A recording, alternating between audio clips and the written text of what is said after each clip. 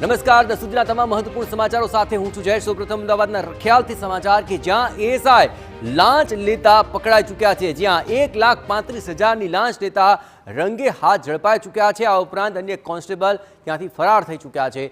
આપણે સમગ્ર બાબતની વિગતો આપીએ તો એએસઆઈ અકબર શાહ દિવાન 1,35,000 રૂપિયાની લાંચ લેતા પકડાયા.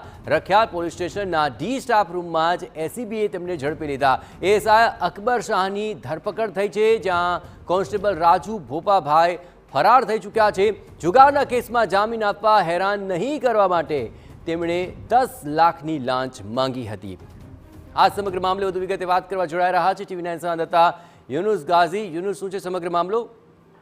દેશ રખિયાલ સર્વેલન્સ કોર્ટ દ્વારા એક જુગારનો કેસ કરવામાં આવ્યો હતો અને તેમાં જે આરોપીઓ પકડાયા હતા તેઓની જામીનની પ્રક્રિયામાં કોઈ વિક્ષેપ નહીં પાડવા અને જામીન આપી દેવા માટે રૂપિયા 10 લાખની લાંચની માંગ અકબર શાહ દિવાન અને તેઓના સાથી કોન્સ્ટેબલ રાજુભાઈ ભોપાભાઈ દ્વારા કરવામાં આવી હતી. રૂપિયા 10 લાખ નહીં ચૂકવી શકે તેવી આરોપીઓ દ્વારા કહેવામાં આવ્યું હતું. અંતે રૂપિયા 1,35,000 આપવાનું નક્કી થયું હતું અને આ દરમિયાન એસીબીને આ મામલાની જાણ કરવામાં આવી હતી. એસીબીએ વિધિવત રીતે છટકું ગોઠવીને રખિયાલ પોલીસ સ્ટેશનના ડી સ્ટાફના રૂમમાં જ આ લાંચની રકમની લેવડ દેવડ થતી હતી. તે સમયે એએસઆઈ અકબર શાહ દિવાનને ઝડપી પાડ્યા હતા. આ જ સમયે એસીબીને ટેપ થવાનું માલુમ થતા જ જે કોન્સ્ટેબલ રાજુભાઈ ભોપાભાઈ હતા તે ફરાર થઈ ગયા હતા. હાલ એસીબી દ્વારા કોન્સ્ટેબલ રાજુભાઈ ભોપાભાઈને ઝડપી પાડવા માટે અલગ અલગ દિશામાં ટીમો કાર્યરત કરવામાં આવેલી છે.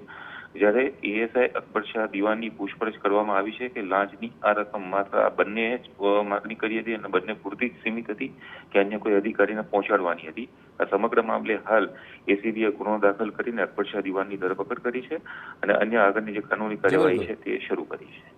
આભાર યુનુસ. તમામ ગતિવિધિઓ પર આપ નજર રાખતા રહેજો. તો આખરે અકબર દિવાન તેની ધરપકડ થઈ ચૂકી છે. વધુ કાર્યવાહી તેમની વિરુદ્ધ થશે.